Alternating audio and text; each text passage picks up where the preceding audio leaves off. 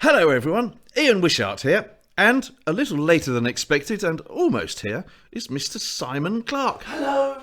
Well, I'm glad you could make it, mate. Where have you been? Oh, sorry mate, I just popped into Tesco. Other supermarkets are available?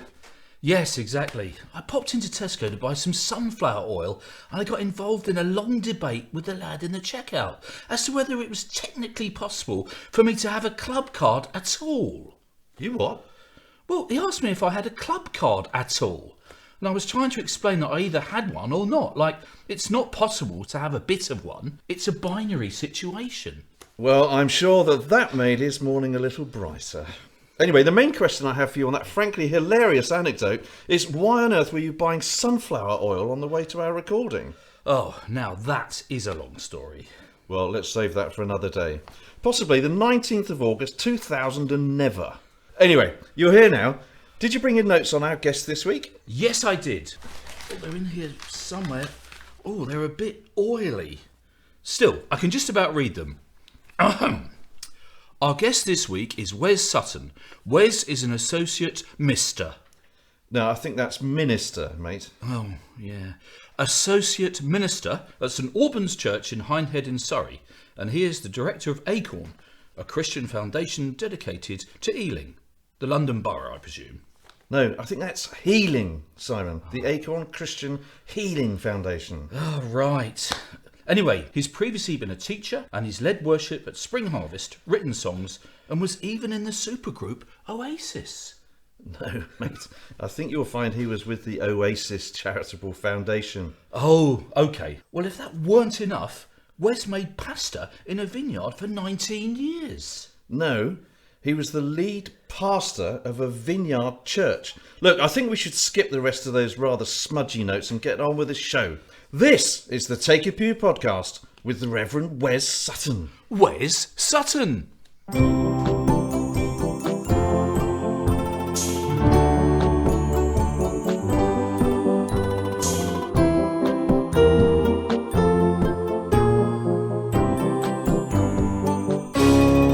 Take a pew. And today we are back in our home county of Surrey, this time in the village of Hindhead. Famous for its tunnel and for being the highest village in the county. I never knew that. And luckily it is also the home of St Alban's Church, where we have come to meet our guest, the Reverend Wes Sutton. Wes, welcome to the show, and please take a pew. Thank you. It's great to be with you. I've never reached such heights of discussion and entertainment. Oh, hello, Wes. It's lovely to meet you. Perhaps you could just introduce yourself to our wonderful listeners. Indeed, Wes Sutton. I have reached an age where I'm not ashamed to say how old I am. I am 68 and just had a birthday. Married to Mary with 3 children, all in their 40s, and I have 9 grandchildren as well. That's very impressive. Thanks, Wes. Now, we're looking forward to finding out about your favourite things and lighting the candles for your fabulous Take a Pew dinner party. Yes, and of course, hearing your thoughts in Is It True?, your spiritual pearl of wisdom, and my random question. But let's, as ever, begin at the beginning. Where did life start for you, Wes? I understand that it was somewhere that smelt of camembert. Camembert indeed. Well, I am a Yorkshireman, born in Rotherham. Obviously, have you noticed when parents say, were you born in a barn? And actually, you want to say, but you were there, you know. Yeah, Mum and Dad were in the Salvation Army, so we moved around a fair amount. Ended up in Lowestoft in Suffolk for a big chunk of life, where Dad was superintendent of a seaman's mission. And then he became a senior social worker. I think I was his first case. And we ended up in Southend, where I managed to scrape myself into Southend High Grammar School. Sounds very fancy. Yeah. It was very fancy, yeah. I managed to not do a lot there in a very undistinguished manner. You said you moved around quite a lot. Was it literally like every couple of years you had to move? Salvation Army was a bit like that. So, yeah, I mean, we've probably moved in the early days 4 or 5 times before I was 10. It wasn't that we didn't pay the bills. It was that Dad's job moved on. But then, of course, we sort of settled down and... Settled in Yeah. Southend. Very Yeah. good. Which brings us very nicely onto our first regular feature question, Okay. which is... What were you like at school? Were you a little bit geeky? Or were you a little bit freaky? Or were you a little bit cheeky? What were you like at school? Yes, Wes, what were you like at school? I think the word undistinguished would probably be the best description of it. If you ask most people what was written on their school report, the phrase "could do better" appears a lot. And so things like, if Wes concentrated a lot more, if he got his mind out of football, a whole other range of things. Didn't do academically very well at school. In fact, didn't really get into education until much later on in life, when I saw the point of it, actually. And of course, became a teacher eventually, so I couldn't have been that bad. So, yeah, it didn't scar you too much. No. And what did you get up to outside school? Do you have any particular interest? You mentioned football in passing. Yeah, football. And then, of course, as you get slightly older, you get interested in music. My parents were obviously Salvation Army brass band, and unfortunately I got into rock and roll, sort of started playing guitar and joined a various band. We were terrible, by the way. At school they decided that I was utterly useless at music, which was really surprising because it was a major feature of my life later on. What triggered that then, do you think? I think I saw in two things. One, the power of music to change people's attitudes and emotions. You listen to a piece of Sibelius and you can't help but feel the passion that he had, but also you then listen to the Leonard Cohen Hallelujah song and you think, actually the man really had something within that. And so it was that sort of thing that, plus the fact that I could have long hair and an electric guitar, I thought it was a great idea. Have you still got a guitar from that stage? Not from that stage, No. although I do have some guitars still. But actually, the main thing is that we now have a family collection of guitars, which I'm rather embarrassed to say is rather too large. One of my sons-in-law has 7 very expensive guitars. My son has 3, and I've got a few. So.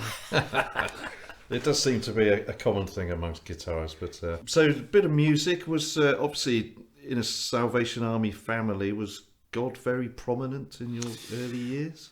Yes, it was. I mean, we were in church or in the Salvation Army meetings a lot on Sunday, and I don't know whether your listeners will ever remember going to church 3 times on a Sunday. But a bit like many sort of preachers' kids, you go along with the flow.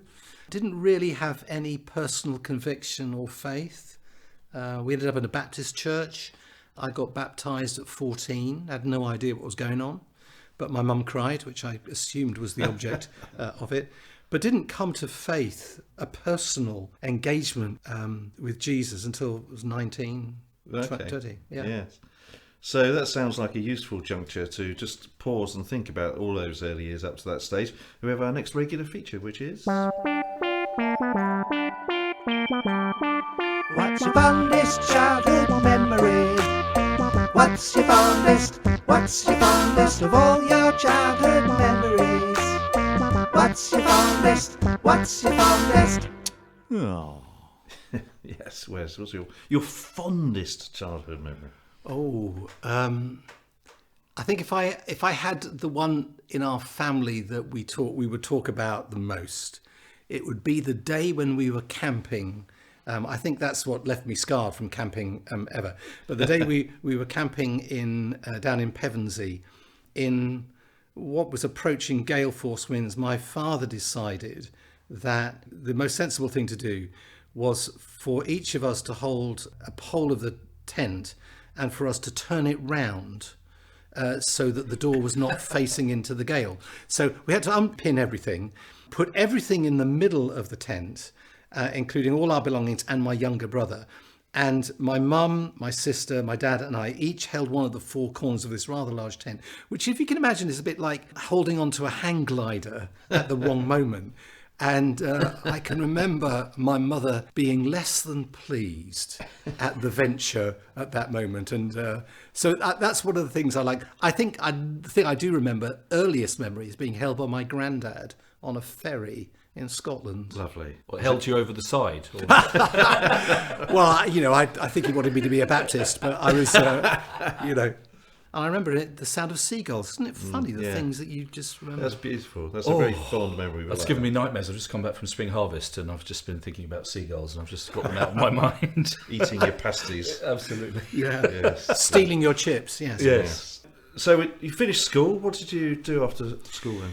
Well, I worked in the new VAT office in Southend for a year Excellent. before... That sounds exciting. Oh, thrilled. Before going to Brentwood Teacher Training College, attached to the University of London, trained to be a teacher. Right, okay. Majored in music, which was a sort of a bit of a to my school, and studied classical guitar for 3 years with a professor of guitar at Trinity College.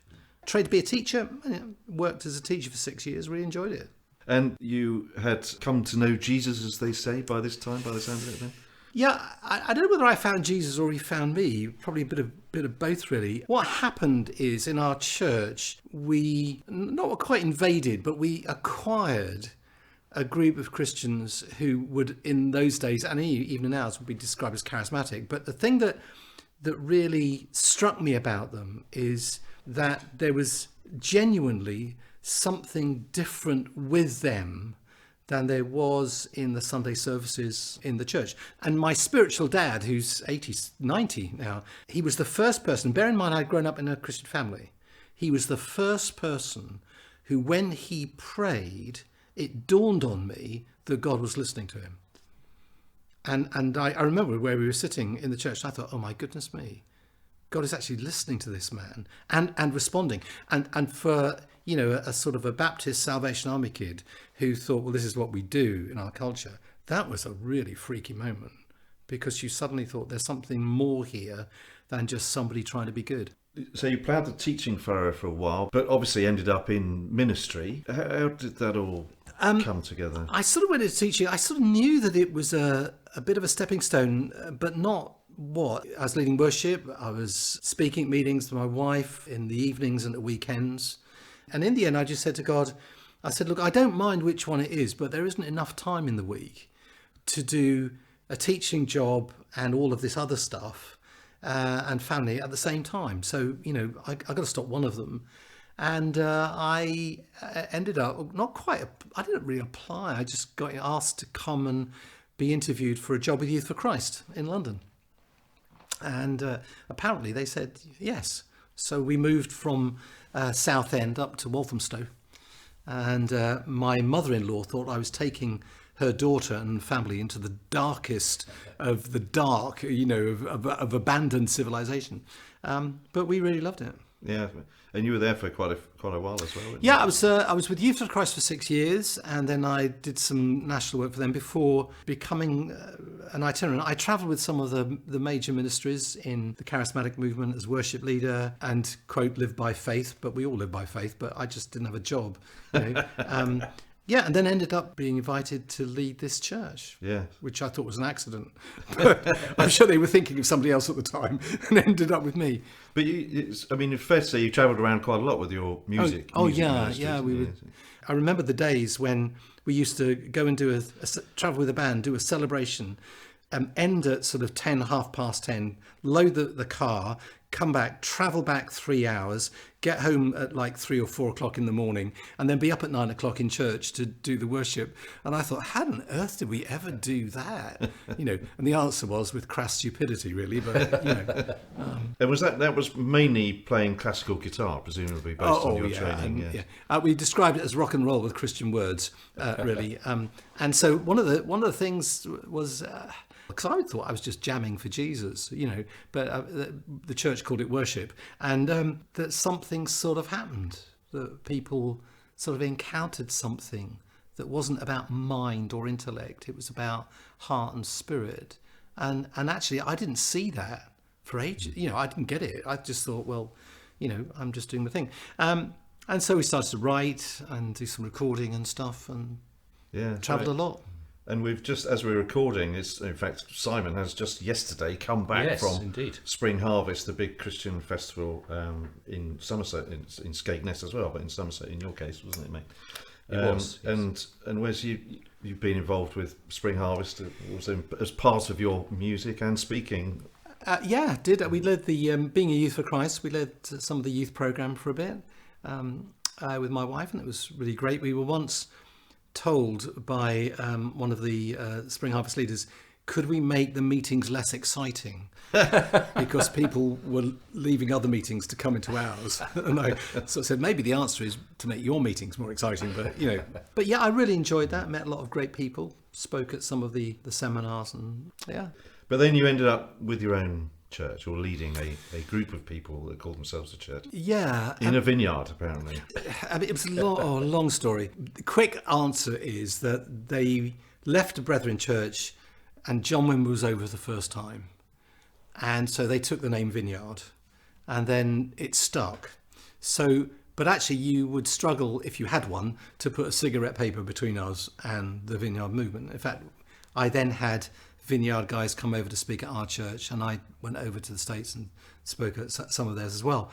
The only thing we didn't do is have the name on the piece of paper. But in fact, we registered Vineyard as a church with a charity commission before Vineyard registered it, which was really great. But we got on really well with them. And then we were part of the Ichthus group of churches in London.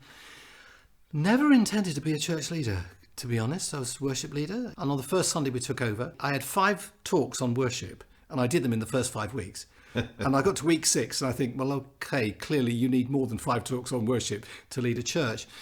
And I honestly thought it would die in 3 months. I thought, you know, with me leading it, it's clearly going to come to an end. And then it had the indecency to grow. And we got to 80, and I've no idea how. We love Jesus. We told other people we love Jesus. And we ate together a lot. We ate every Sunday after the service. And at one stage, we were in one of the other leaders' houses. And he came to me about 5 o'clock and said, nobody's gone home and nobody looks as though they're going. And then eventually they all rocked off about 7 o'clock. And it was like that every Sunday. And then because people brought their mates, they said, can my mate come? We said, yeah, that's fine. And did you have your own building then? No. In fact, in the time that I was leading, we met in 21 different venues.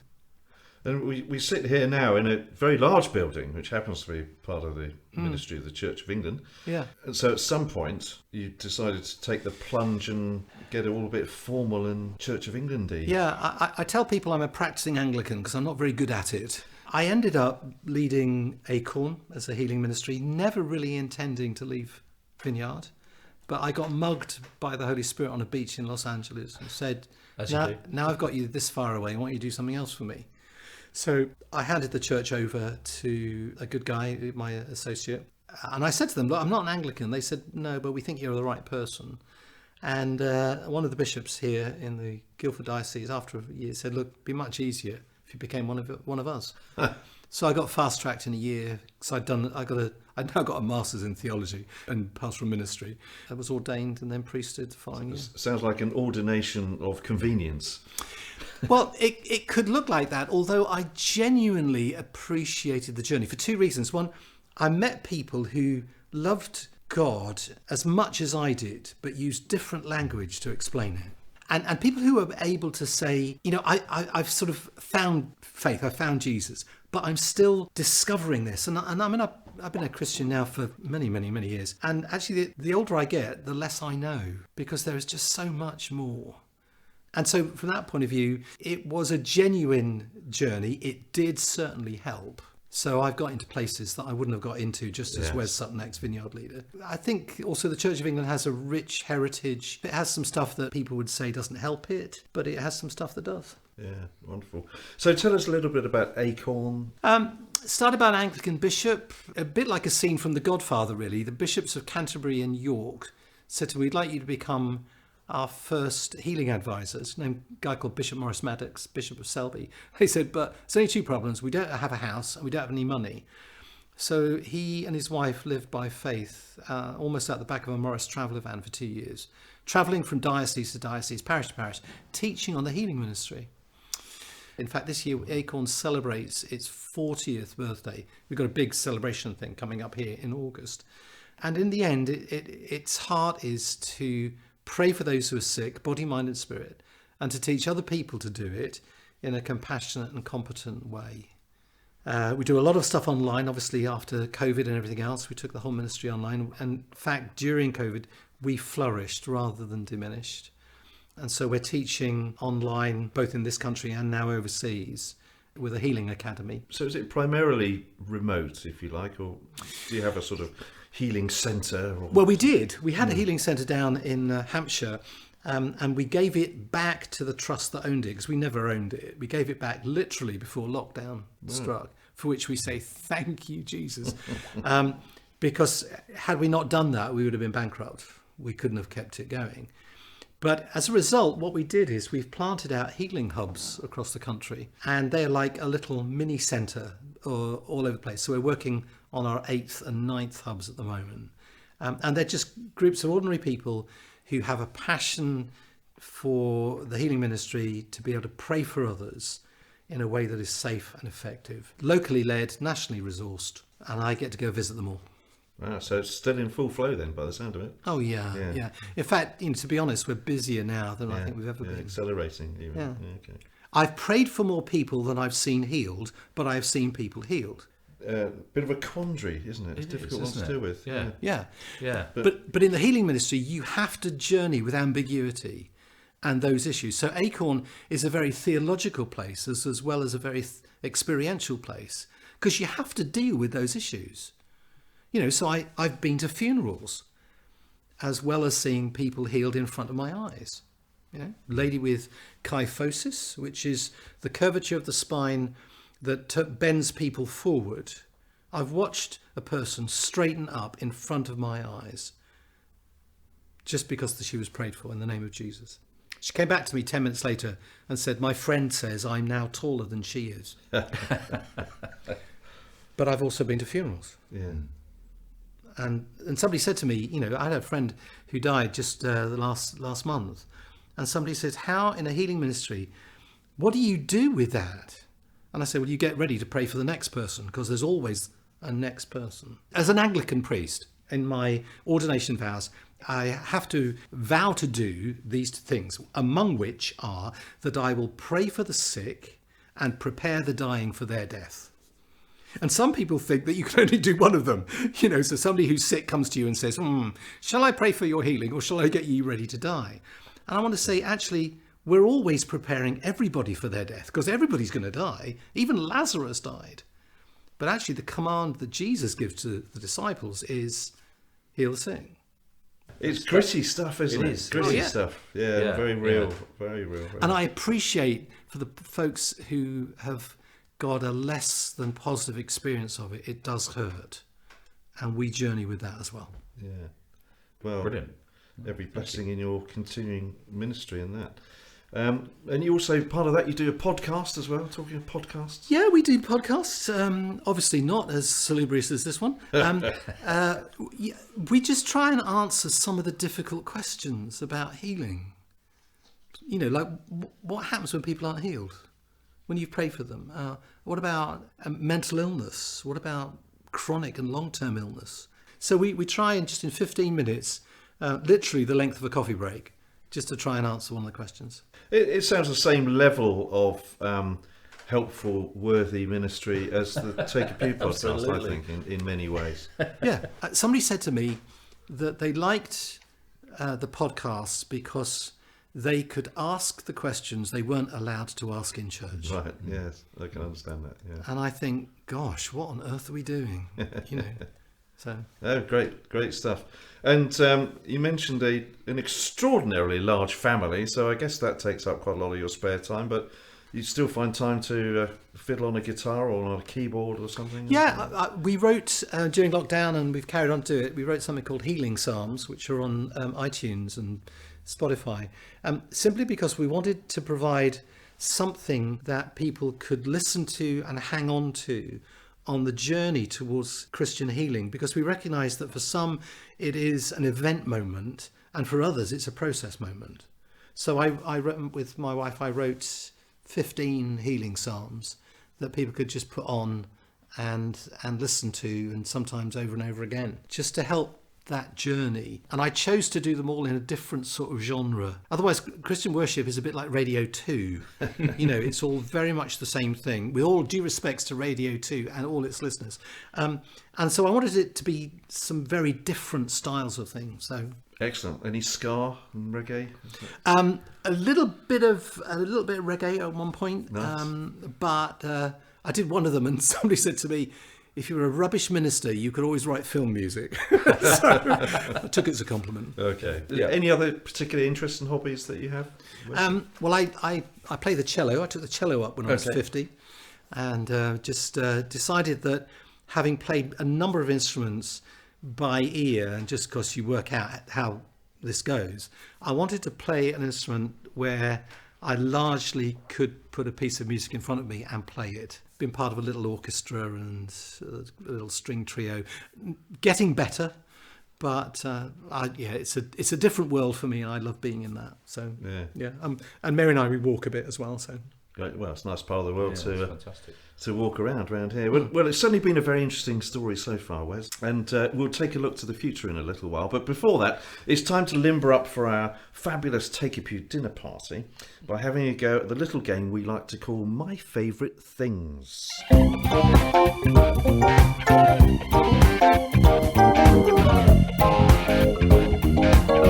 My favorite things. Yes, Wes, a game that hardly needs any explanation. We give you a series of categories and you simply have to tell us your favourite thing in each. Yes, and our first category is always your favourite book of the Bible. definitely Mark. Mark has the word immediately 19 times, and that just about sums up my view of Christianity and healing and Jesus. Mark shows Jesus as the servant of God, come to get things done. So yeah, be Mark. Brilliant. It's a very snappy read as well, isn't it? It is only Yeah. 3 parables. Matthew's got lots more teaching, only 3 parables, but lots of action. Yes, it is the action movie. It's the sort of the Die Hard of the Bible, It is, really, isn't it? Very good. Okay, your favourite shape? Favourite shape? Diamond. Oh, that's a good shout. Yeah. I just like when you doodle, I often end up with the sort of diamondy shapes and stuff. Yes. And I maybe because I'll get my wife on at some point, I think. So. That would be nice. There's obviously something very deep about that, I'm sure, isn't there? Because if I doodle, I don't really doodle, but if I were to doodle, I know I would never do a diamond. But I do remember people at work even who would be doodling, probably while I was trying to tell them something. Yeah. They hadn't nodded off. And they were would draw doodling. diamonds, and you kind of think, what a strange thing. So it's a very interesting diamond. What's your favourite shape, Simon? I used to draw that. When you could do that little house where you went, you did a square, then you did the sort of triangle on top, and you had to keep it all. You weren't allowed to take your pen off the paper. Oh, right. I used to do that quite a lot. Okay. Not easy to explain on Slightly radio. strange, isn't it? Slightly strange. Yeah. I guess if I was rationalising it as a psychiatrist, I would say diamonds are the thing that are produced under pressure. Ooh. And pressure either crushes you or it brings out something else. Very good. Very good. Okay, our third category is your top 5 films. Ooh. Okay. Top of the list would be a film called The Princess Bride, Yes. which is probably one of the best films ever made. Fairy story for adults. Most of my family, including grandchildren now, can do the dialogue through it without the sound on. Wow. And wonderful love story, adventure story, got everything in it, plus the level of humour that adults really just get. And I just love it. We've watched it so many times. Really great. Very strange. I remember the first time I watched that, I spent the whole film trying to work out which of the characters was played by Mandy Patinkin, and then realised that it was actually the bloke that was unusually called Mandy. But yeah, that was a great romp. Okay, so that's your top Yeah, one? top film. Next film, I love iRobot. Because it is the desperate quest to be fully human. And I watched it a number of times, and you can hear the resonance of being made in the image of God in the film, and I just love the fact this lovely little inoffensive little robot figure is just wanting to be fully human, and I sort of think, yeah, I'm trying to work on that as well. So, iRobot. Okay, very good. Number 3, Clue. Have you seen the film Clue? Yes. And again, it's one of the films that we've watched so many times that we can all do it. I love the fact that there are 3 endings that you can have in the film, and there's some lovely moments. And you, in order to understand this, you're going to have to watch the film. But the moment when it's 1 + 1 + 2 + 1, about the number of bullets in a gun, and our family replay that. So Clue is a great family favourite. We love that one. Yes, it's great. It's I like any films personally that like that. They're kind of murder mysteries, but a bit of fun, really. And there's a few of them, aren't there? There are, the windows are barred, the doors are locked, and we'll say that when we come in. Sometimes it's very foolish, but it's great. Yeah. Okay, doing well. So I think none of these have been chosen so far. So that's okay. Doing well. I would choose as number 4 The Muppet Christmas Carol. What a great film. In fact, it is the film that Michael Caine regards as his best work, funnily enough. Not a lot of people know that. They don't. And I love the fact, the Muppets are a legend in their lifetime. My kids grew up on the Muppets. I remember the first day we got a colour television and my children discovered that the Cookie Monster was purple. And it was just this great moment. So we love the film. But it's a great bit of Dickens. And actually, if you have Dickens open as you go through the film, it's so close to the text. It's very faithful to it, surprisingly, isn't it? Yeah, love that. So yeah, probably the most faithful. There was that Jim Carrey one, which was very faithful, wasn't it? Yeah. But other than that, the Muppet is great. Brilliant. We're still doing what is still unique so far. Yeah. So can you get the full set of top 5 that no one else has chosen? West Wing. Yes, you're in. Yeah, well done. Definitely. Yeah, we periodically watch the whole series of West Wing, but it restores your faith in politics to watch West Wing, particularly in an age when on both sides of the pond we are lacking that authenticity in our politics that we need as humanity to trust those who lead us. Brilliant. What a great selection. Thank you. So, yeah, there's only one of those I've seen. That's The Muppets. So there's 4 films I've got to watch now. Brilliant. Okay. That's one of the benefits of the feature, isn't it? It All is. these tips for great films. Absolutely. So, now our penultimate category is, in fact, 8 categories that we call the Great 8 on account of the astonishing light that they shine on the hidden recesses of the persona. Yes, nothing like a bit of hyperbole, Simon. But here we go. 8 quickfire categories. Starting with your favourite author. At the moment, if you like. A woman called Josephine Tay, a Scottish crime writer, but has a particular insight into personality and people. And I've been just reading a whole series of her books.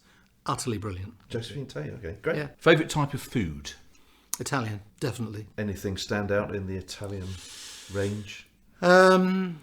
You can't beat a good carbonara. But anything Italian very good, works very for me. good. Yeah. Okay, you sort of snuck in a television programme to your top 5 films, but your favourite TV programme? Elementary, which is the Sherlock Holmes new thing based in America. Very, very good. And the guy who acts as Sherlock, brilliant actor. He does very well, doesn't Very, he? very good. Can't remember his name. What was his name? He was in Trainspotting. Yeah. Johnny Lee Miller. Johnny Lee Miller. That's right. Yeah. I worked with his sister. Yeah. Favourite sport? Still football, really. Yeah. I am a man of ultimate faith because of the team I support. I was going to say, who do you support? I support Chelsea, man and boy. And it's a terrible time to be a Chelsea supporter right now. Could be. You could support Rotherham. I could do, yeah. Taking a little bit of notice every now and again. Yeah, that would be worse than supporting Chelsea. I like probably. Rotherham. They're a good team. I like Rotherham. Okay, so good one for you. Your favourite band? Favourite band? I just came across a band called the Scary Pockets. And they are fantastic. You know, you listen to some people and you think, yeah, it's really good. But you listen to some people and you think, you are really having fun doing this. So I was just introduced to it by my children, actually, and brilliant. Scary Pockets. Favourite holiday destination? It would be, if you ask my wife, it's probably the Lake District. If we were looking for somewhere warm, it would be Italy. Yeah, Whereabouts? a little place called Malchesney on the Lake Garda. Brilliant. Sounds delightful. It does. It is. Okay, a favourite chocolate bar? Oh, Cadbury's Dairy Milk. There is no other bar apart from that. That is, I must say, I received from my lovely wife for Easter Cadbury's fruit and nut Easter egg, which had a little bar of fruit and nut in it, which I'm rather partial to. But the entire egg is like a fruit and nut bar, so it's actually got the fruit and nut in the whole egg. It's Okay. absolutely- But CDM, Yeah, definitely. can't beat it. Favourite board game? Ooh, very good. We, not quite a board game, but we play Bananagram a lot. Oh, yes. Yeah. So we actually, if it's one of the shovelable dinners, my wife and I will play Bananagram most evenings while we're having dinner. But if you had to pick one, it would probably be Cluedo with your grandchildren, because the rules change. Do you sulk if you lose at Bananagram? Oh no! It's taking part, not winning. All right. Yeah. Okay. I've still got that to learn. So That's stop playing. that way you keep the peace. It's taking part. It's not winning. Very good. Well, our final category on my favourite things is always multiple choice. I'll give you 3 possible answers. And Wes, you lead the Acorn Foundation, so obviously we'd like to know your favourite oak. So 3 possible answers: the delightful Devonshire town Oakhampton, the delightful Christmas carol Oak All Ye Faithful, or the Okie Kokie. Oak, come all ye faithful. My wife says you're the only person who can worship and carol with carols, and some of the carols have got incredible theology in it. So it would be "O Come All Ye Faithful." Yes, well, I think "O Come Let Us Adore Him." I think it's it's a great refrain. Yeah. It's a great refrain, isn't it? So not Oakhampton then. No, sorry. As nice as it is. Yeah. And the Okie Kokie. Have you ever done the Okie Kokie to the tune of "O Come All Ye Faithful"? No, but don't tempt me. But it's always a first time for Well, everything. I might experiment with that this afternoon. You never know, it might be possible. Well, an astonishing insight there indeed. Thanks for that, Wes. And I'm pleased to tell you that your special reward for such a good set of answers is to spend some quality table time with some fascinating people, because It's the fabulous Take a Pew dinner party. The miraculous Take a Pew dinner party. The food is quite irrelevant and some of the guests are odd. It's the impractical, fantastical Take a Pew dinner party. Yes, Wes, this is your chance to host an impractical, fantastical dinner party. The usual reminder of the rules. You've gathered all your friends and family as you see fit. And although in your case, having your family there would require a rather large table, there remain 4 empty chairs. yes, and you have to fill 3 of those chairs with someone from any time in history, or indeed still going today, a cartoon character, and a non-domesticated animal. And then on the final chair, there's a gramophone player, which will play the single piece of music of your choice throughout the dinner. Yes. Now, I'm sorry for the rather predictable format, which you've presumably enjoyed many times before, Wes. So Wes, your first choice, the one person out of nearly all the people who have ever lived that you would like to join you for dinner. And remember, it can't be anyone who appears in the Bible or any of your family. There's a man called, he's dead now, he's called Brennan Manning. He was a Catholic priest he's written some wonderful books, and they are the sort of books that have the ability to comfort you and annoy you at the same time. And one of his phrases was that trust is the only evidence of faith. And every time I read his book, the relentless tenderness of Jesus, a whole list of things, the ragamuffin gospel, Abba's child, he's one of these people that when you read him, you know that he has seen Jesus face to face in some way. This is not an academic, I worked this out. This is about an encounter. And so I read Brennan Manning, and it reminds me that Christianity is not about me trying to believe. It's about an encounter with God. And I read Brennan Manning and I think, yeah, you had it. So I'd have him. When did he write? He wrote in fact, he died just about 5 years ago. Oh, okay. But beautiful stuff. And you know, something, you read some books and in the end you have to stop because you realise that you're crying because he's just so moved. Yes. Yeah. It sounds very much the work of Bernard Manning. Not quite the same thing. Perhaps a little more righteousness, maybe. Yeah, it's very good. Did you? Any other people come to your mind as you were mulling over? Through the whole of history. Yeah, I'd have Tony Benn. Tony Benn. Yeah. Yes. Where'd you been?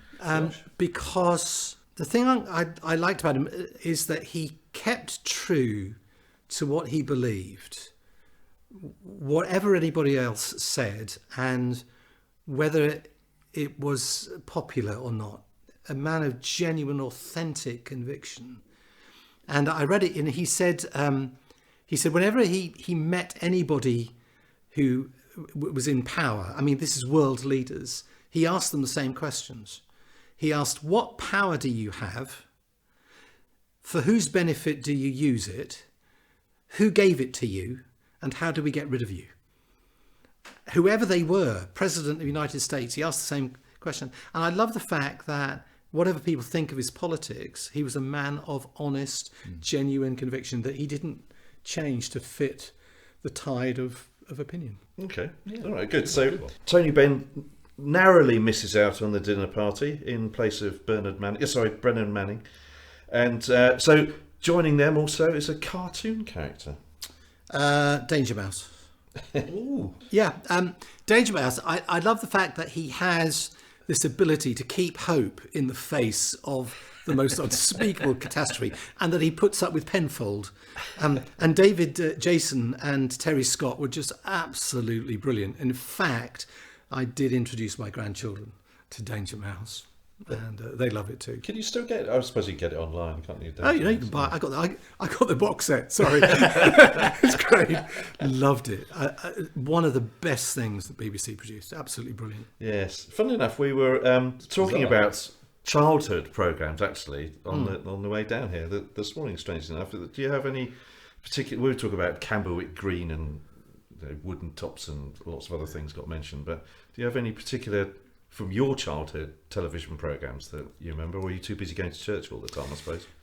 Yeah, we weren't allowed to watch television on Sunday. Oh, right, yeah. You know, but the Lone Ranger. Oh, okay. You remember the Lone Ranger and Tonto? Yes, brilliant. Yeah, and you can have the Tonto blessing, which means you can fall off your horse, but it's you have to work that one out. Very good. Anyway, Danger Mouse. Yes. Danger Mouse joins us. Okay. What about a non-domesticated animal? Rhinoceros. That's a pretty significant choice. Yeah. Yeah. Having a rhinoceros. Reinforced chair, probably. Yeah. Uncompromising, unyielding, and I think I like the fact that a rhinoceros is so thick-skinned. Basically, whenever I look at a rhinoceros, I hear him saying whatever. Because It doesn't matter. doesn't matter. You know. Are they vegetarians, rhinoceroses? Haven't got close enough to I ask. think they No. must be. I think they must be. So They it are, would be they a bit are, awkward. they So are. you'd have to have a vegetarian option on the Salad, menu. yeah, we'll do one. Yeah, just a salad. Yeah. They do like a bit of radish, apparently. How you know that is concerning in itself, but never mind. I read a lot of books, nature books written by Bernard Manning mainly. Oh yeah. And and then so it's a great gathering of people and indeed animals. Actually, Danger Mouse and a rhinoceros, that'd be an interesting combination, wouldn't it? I'd also have Emily Pankhurst in Oh, Yeah. if there was an extra space. if the rules allowed it, but well, we can stretch to the rules. moderate things, or just to... No, I just think somebody who was prepared to go to absolute lengths to get what she believed was just and fair. And I think in our modern day politics, we don't have enough of that. Sorry about that. There you go. No, that's okay. It's just quite interesting as this is taking shape that a lot of guests are going for largely 20th century-ish type people or current people. We had St. Francis of Assisi, I think, didn't we? But so it's quite interesting to see how that develops in terms of the whole panoply of history. And to accompany all of that, of course, you have one piece of music on the gramophone which is playing repeatedly throughout the entire dinner. So what would that be? Yeah, I'm going to cheat. The Bach cello suites. There's 6 of them, so it's a So guy you called... could only have one piece, though. Does it count as one piece, or is that 6 pieces? Well, I mean, We're afraid that we have stretched the rules with. you have. Miss Well, Penders. okay. In that We case, can't. I would have Bach's cello suite number 1. Okay. How long does that last? It depends if you're trying to practice and play it. It's probably something like 8-9 minutes. Okay. Yeah. But it's So it would go round a few times, wouldn't it? it would Probably very pleasant to listen to. oh easy on yeah, the ear. background music. Yeah. Played by a guy called Stephen Isserlis, who's a brilliant cellist. Seen him perform live. Brilliant. Yeah. I think I knew someone who suffered from Stephen Isserlis at some point. Well, Wes, we hope you get to enjoy such a fabulous dinner party before too long. And with that, it's time to take a little look into the future as we ask you... 12 years from now, what would you like to be doing? Or would it mainly be the same? Or would you rather be canoeing for a summer? Yes, Wes, what would you like us to be talking about if we were having this conversation with you 12 years from now? Great question. Well, 12 years from now, I will be retired. That doesn't necessarily mean I won't be involved in ministry if I'm still going. I've been in Christian ministry 40-something years. I think I've done enough running things and organising things. 12 years from now, I will probably be in a little orchestra, just for my own amusement. I may well have written I probably will have written up the book that goes with the academy, the Healing Academy, as a resource for those who are following. I would like to be living somewhere warm, and just generally chilling out with my grandchildren, really. Sounds delightful. Perfect. When you say somewhere warm, what do you have in You mind? mentioned Italy earlier. Tuscany sounds quite nice. You take the entire family over there with you. You could have a wonderful A villa. couldn't Yeah, you? yeah. Gosh. Maybe not on a Christian worker's salary, but there you go. A bit like the one Sting's got. He's got quite a nice one. Oh, hasn't he? that's nice, isn't it? Yeah. Seen that, yes. Yeah. Gosh, well, we wish you every blessing wherever life and the Lord may take you. Wes. Thank you. And that brings us to the final trio of features on the show. Yes, very shortly we'll be delighted if you could bring us some semblance of normality, Wes, to the show with your spiritual pearl of wisdom. But before that, it's Bible study time, a little part of the show that we like to call... Is it true? Is it true? Is it true? Is it true? Yes, is it true? And this time we consider the Apostle Peter. Now, as we record this, we've just celebrated Easter, and of course that story includes the famous threefold denial by Peter that he knew Jesus. And there is a reasonably compelling argument that Peter did this in all innocence because by that time he was suffering from a massive identity crisis. Now consider the facts. Poor old Peter had spent his life before encountering Jesus being known mostly as Shimon. Occasionally he is referred to as Simeon, and the Greeks and we would call him Simon. That's quite a confusing start. But then Jesus rocks up and decides to call him Cephas, which would have been Kepha in their native Aramaic. Romans would have called him Petrus, Greeks would have addressed him as Petros, and of course we call him Peter. I mean, poor old Shimon, or perhaps Simeon. He must have looked around at his friends and thought, why can't I just be called John? And the theory is that this identity crisis ate away at poor old Shimon, Kepha, Peter, Simeon, Petros, Simon, Cephas to such an extent that by the time he was asked if he knew Jesus, he probably said, look, to be honest, I don't even know who I am. So, Reverend Wes Sutton. Is it true? Is it true? Is it true? Is it true? Yes, is it true? No. I think Simon Peter, it's interesting, isn't it, that when in John 21, when Jesus has the conversation with him, do you love me? He doesn't call him Peter or Cephas. He calls him Simon, son of John.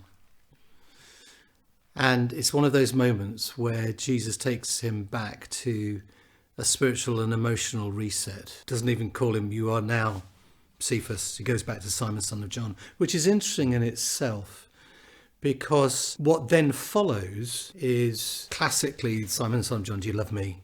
And the Greek has the different words for it, which is also not true, because the conversation would have taken place in Aramaic, not in Greek.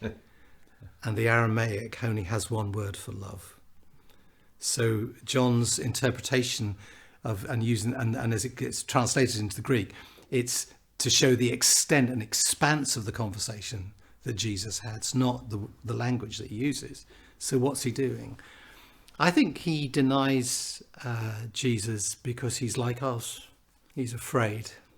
And he hasn't yet fully worked out who Jesus is, as this is not the thing that he'd planned. And I think for many of us, and we talked about the healing ministry, it's very interesting, isn't it, when we've come against something that so shakes us that, in a sense, we almost say the first thing that comes into our mouth.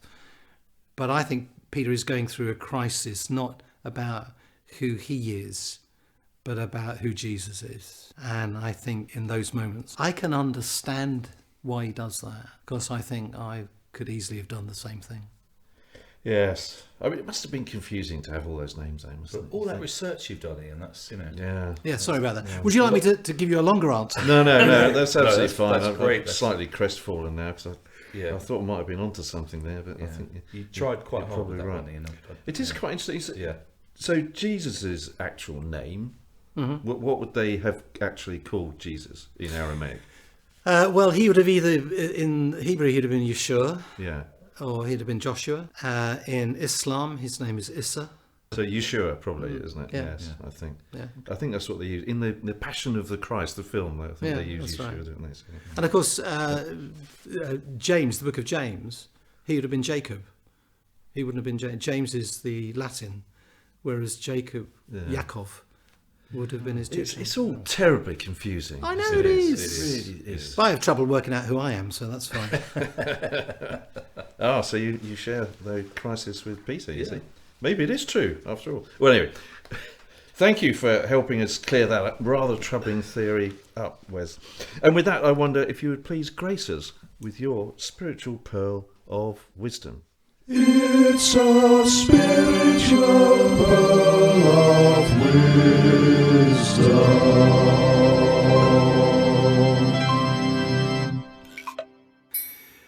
I was very fortunate and blessed to know a man called Ken McGreevy, who mentored me and my wife and others for about 20 years. Met him first in Youth for Christ. And he taught me one thing that I have never forgotten and I live by. And this is what he taught me. He taught me that friendship with God is to be valued above all things. And as I looked at it, in the church, we are one of the busiest group of people on the face of the earth. Have you ever thought that heaven is going to be so well organised? Because actually that's what Christians do. We organise things. But he taught me that intimacy and activity aren't the same thing. And I will never know the truth about God just by trying to do things for him. And so you asked me 12 years time what we would have a conversation. When I retire, my ambition is to become more of a friend of God than I am now. And I'm not sure I'm that good at it at the moment, but I could get better. So that's my wisdom. Friendship with God is to be prized above everything else. It's a spiritual pearl of wisdom.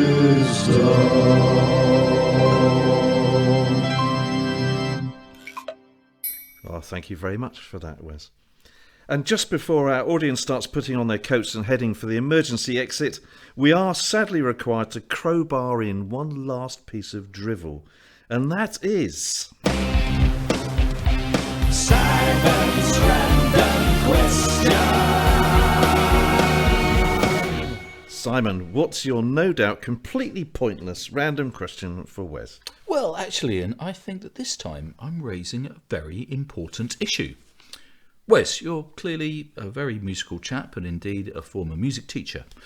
So my random question for you is this. If you were able to teach an animal to sing, which animal would you choose and which song would you teach them first? It's a very good question. Okay, I would choose a whale because they can already sing. Yes. And I would teach them to sing, "Oh, I do love to be beside the seaside." That's almost perfect. Yes. I did think, the whale is it would be a sensible choice. Is a whale an animal? I suppose it is an animal. Yes, it's a mammal. It's a mammal. It's a mammal. Yes. Yeah. Oh, that's the only bit of science I know, by the way. Oh, I do love it. Do you think the dolphins would join in the background? A little chorus. They'd be the click track. I can't imagine if animals could sing. It could be quite... Yeah. Well, apart from birds, obviously. Well, But it'd be cool. Yeah. It'd be quite interesting. Would eagles have to sing eagle songs? No, that for would example? be... Yeah, you'd have to... If you've got a... Yeah, that's a very good... If you had an eagle, he would have to learn Desperado. Yeah. That would be quite amusing. Well, actually, Simon... Yes. Not bad, but I think you may have slightly overstated the importance of that I think particular I probably question. did. Yes. But in any case, that was... Simon's random question. And so, Wes, you will be pleased to know that we have dispensed with Simon's random question and you are free to go. We've had a wonderful time here in Hindhead. Thank you for having us and thank you for being on the show. A pleasure beyond words. And dear listeners, thank you for listening. We hope that you've had as much fun as we have. We would really appreciate it if you would like and subscribe to the show wherever you listen to it. And don't forget that you can keep up with all the Take a Pew goings on by connecting with us on Facebook and Instagram and Twitter. Simon and I will be back with more fun, faith and flights of fancy very soon. But in the meantime, it's Toodle Pip from me. And tatty bye from me. Join us again next time as we Take a Pew.